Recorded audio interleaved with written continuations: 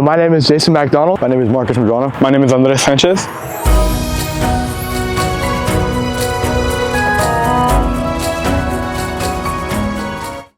Welcome back to Ranger TV. When the quarterback throws the game-winning touchdown, but when the running back breaks free for a score, who gets the credit? The guys with the ball.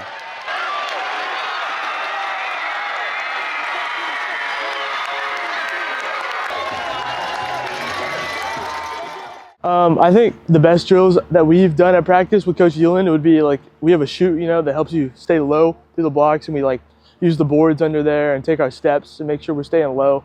And also just double team drills and pass protection, because I think that's the most common things we do. We do a lot of double teams at center.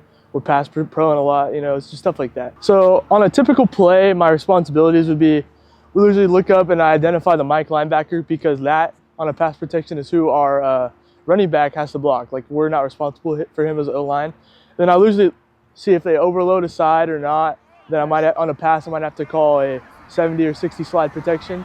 And then on normal plays on a run, I would either have to call a base block, which means I'm basically one-on-one, or a double team with my guard. And that would kind of determine the play for almost the rest of the whole O-line. Outside run is a lot more speed. You got to really get out there and reach.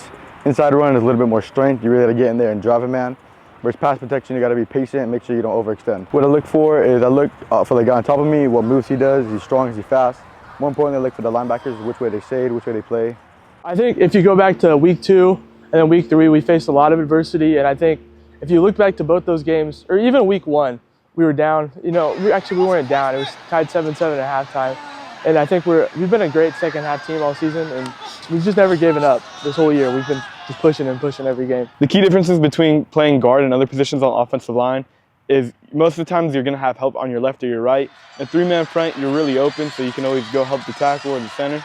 But in a 4-man front, sometimes you'll be one-on-one, but for the most part, you have help from your center. What I look for when reading the defensive linemen before the snap is where are they lined up? Are they lined up in a 3-shade, a 1-shade? How many backers are in the box? And definitely some tendencies. Next time you watch Ranger football, take a moment to appreciate the 5 toughest players on the football field, the one that defines sacrifice and brotherhood.